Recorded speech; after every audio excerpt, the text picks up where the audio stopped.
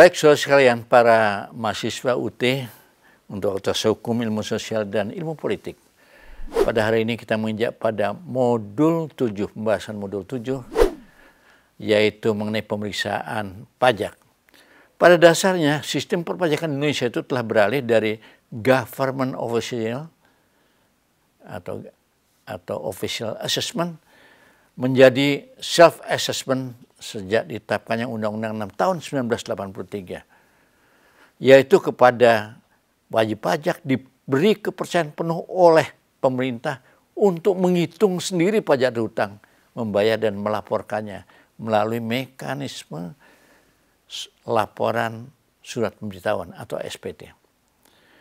Dalam laporan SPT itu yang disampaikan wajib pajak apabila wajib pajak dianggap tidak benar, karena kenapa? Pemerintah mempunyai data-data pajak, data-data penerimaan penghasilan dari orang seorang atau badan. Apabila ketika laporan SPT dari wajib pajak direkam, maka akan nampak bahwa laporan dari SPT itu benar atau salah. Ketika diragukan, maka pemerintah akan melakukan pemeriksaan atas laporan dari wajib pajak.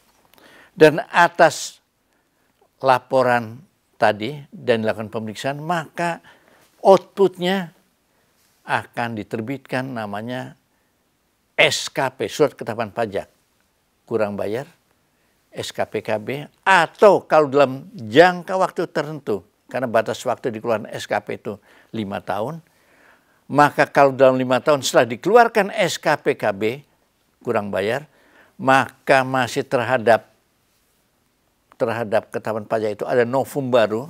Novum itu adalah bentuk data baru, maka akan dikeluarkan SKPKBT, Surat Ketetapan Pajak Kurang Bayar Tambahan.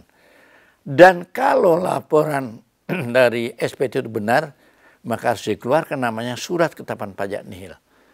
Kalau ternyata lebih bayar, maka akan terbitkan surat ketetapan pajak lebih bayar.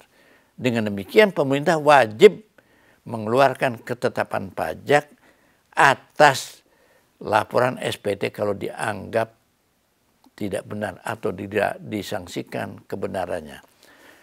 Itu terhadap pokok pajak terhutang. Kalau terhadap sanksi atau denda administrasinya akan diterbitkan namanya STP, Surat Tagihan Pajak.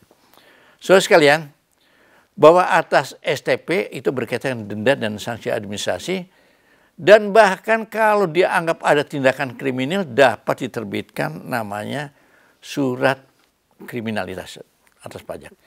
Dan terhadap pajak itu akan diterbitkan namanya penagihan pajak.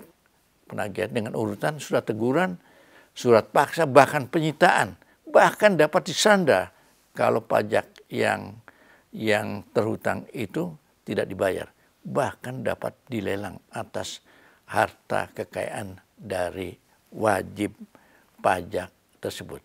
Ketika wajib pajak itu terhutang pajak dan sudah ditagih, maka tidak ada alasan wajib pajak atau pembayar pajak itu harus membayar pajak terhutang, kendati pun sedang mengajukan upaya hukum.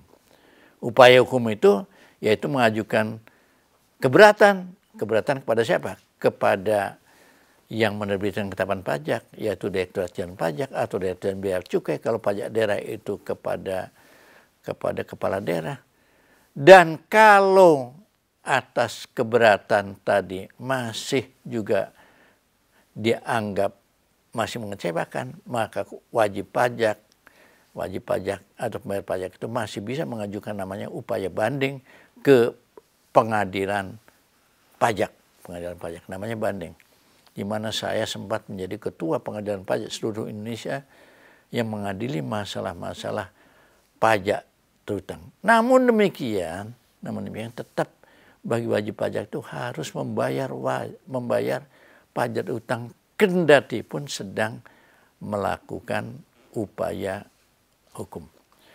Demikianlah saudara sekalian dari modul ke-7 7 ini, dan kita akan tetap berupaya untuk mengerti masalah perpajakan pada modul-modul berikutnya. Terima kasih. Salam hormat dan selalu sehat selalu.